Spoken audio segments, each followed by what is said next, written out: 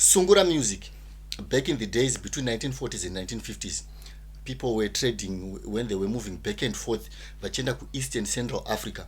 Ikoko ndo kwaibviwa nako nemarecords emusic yakunzi Kanindo nevanhu vemuno muZimbabwe nhasi kana kuti Sungura music. Kuti izonzi Sungura music is all about company yainzi AIT Records.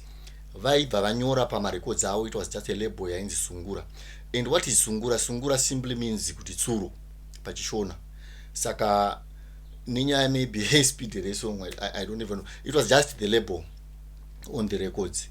Then Kanindo music, munhu akanga aine recording company yake ya producer music. Saka iye zita rake ainzi Kanindo. Saka pa records esa paiuya pakanyorwa nzi Kanindo. So people here, they thought kuti this type of music is called Kanindo, whereas it's not it. Munhu akanga yainzi POK Records. Music inonzi Benga music. Benga music is from the Luo tribe in Western Kenya. Yakanetsa from kuma 1940s. Music yo chinetsa mumaguta akawanda munyika Kenya.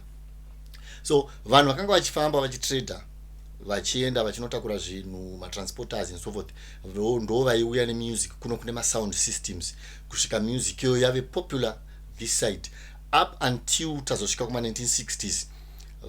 Macomrades akupinda magorilla war camps vachienda vachinotrainwa like the likes of band rakazofoma rainzi Kasongo band ranga rina namukoma Knowledge Kunenyati nanamukoma Kitai Muchawaya.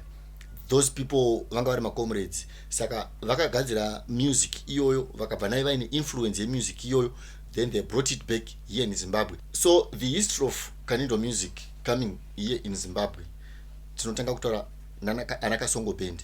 Kasongo band yakabva yaburitsa song iyoyo inonzi Asante Sana, and it was a hit immediately after my independence. For them to call it Kasongo band, vakatora title ye hit song yakabuda mubhendi rainzi Hero Orchestra Super Mazembe, ndo pavakatora kasong hit song yainzi Kasongo, ndo yavakabva vatora title yesong yakaita hit, ndo vavaita zita reband. So they created Kasongo band, ndo vavafusa Congolese rumba, Benga music ne Zimujit, that feeling. So yakabva yawedzera speed manje kuno kuZimbabwe kuno yanga yakunzi Museve, ndo zita rake yakatanga kutongopiwa because ka speed kake pusuka muzoti Museve une high speed, saka yanga yawedzerwa speed zvishoma. So that's how Sungura music was being created kuti izove popular muno muZimbabwe. Kuti inzi Kanindo music, it's not all about kuti inonzi Kanindo music. Inyaya yekuti marecords POK Records aiwe yakanyorwa zita remunhu akanga achiproducer music iyoyo ndiye ainzi ye Kanindo. Calling music yakagadzirwa iyi ine vakomana muno muZimbabwe vakufusa mabeats erumba Benga music neGT yemuno muZimbabwe, ndobva vakuiti Sungura music. Up until vamwe vakutoitumidza zita rekuti Museve, but kuti Sungura music ndo kwaita kuti zita iroro ndo rakabva rapfumbira muno muZimbabwe. So Sungura music kuti izove popular munomu yakaramba ichi upgradewa, yakazocraftwa nevakomana vakaita sana Shepherd Chinyani and Ephraim Joe. They kept on going crafting this type of music muno muZimbabwe, yakave dominant. Kuti music izove more popular, kwakafoma group rainzi Sungura Boys. Musungura Boys mukadatsazvo makabuda a lot of artists vakanga vakagurumana naShepherd Chinyani. So Sungura music was being upgraded immediately after independence. Vakomana vakapusha, especially the Sungura Boys, yakabva yapusha spearheaded by vanhu vakaita sana spearheaded by nevanhu vakaita sana Shepherd Chinyani.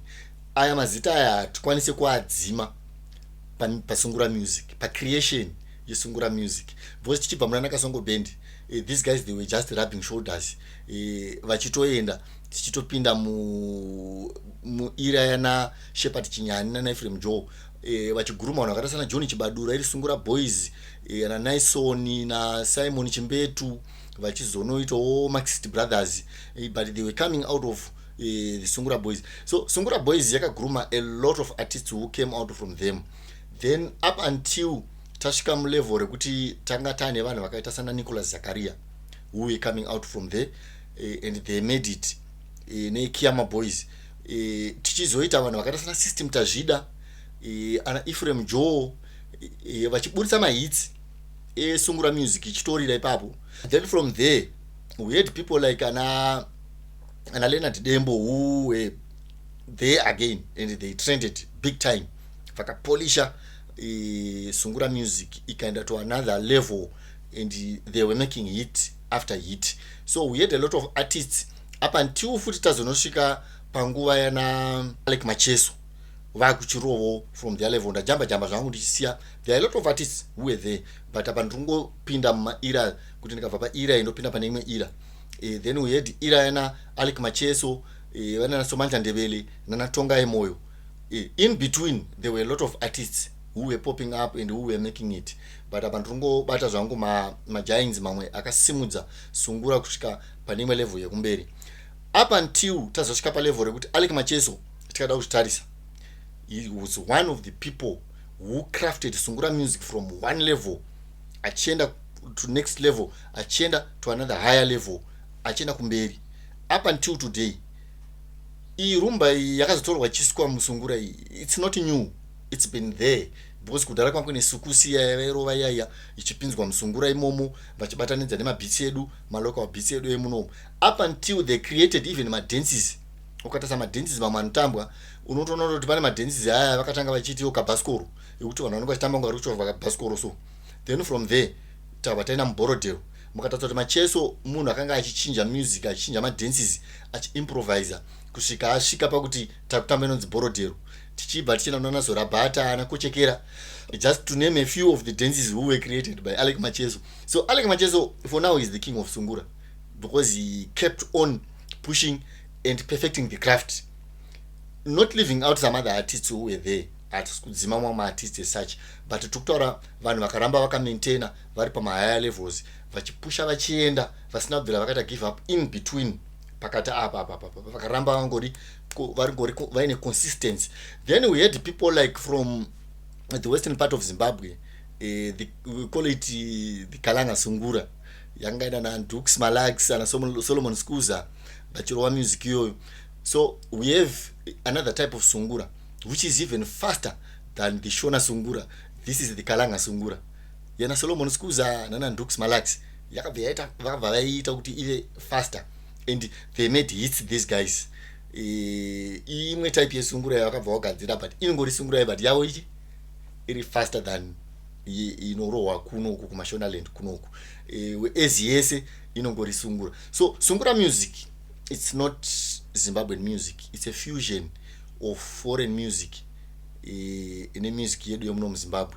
So ine influence ye East and Central Africa ne Zimbabwean JIT music yedu yomuno muZimbabwe. So tichange tichibata futi origins dzeZimu JIT kuti dzakabva kupi. So stay tuned for this one when I will be covering on Teenage Kupo as the king of JIT muno muZimbabwe. Thank you.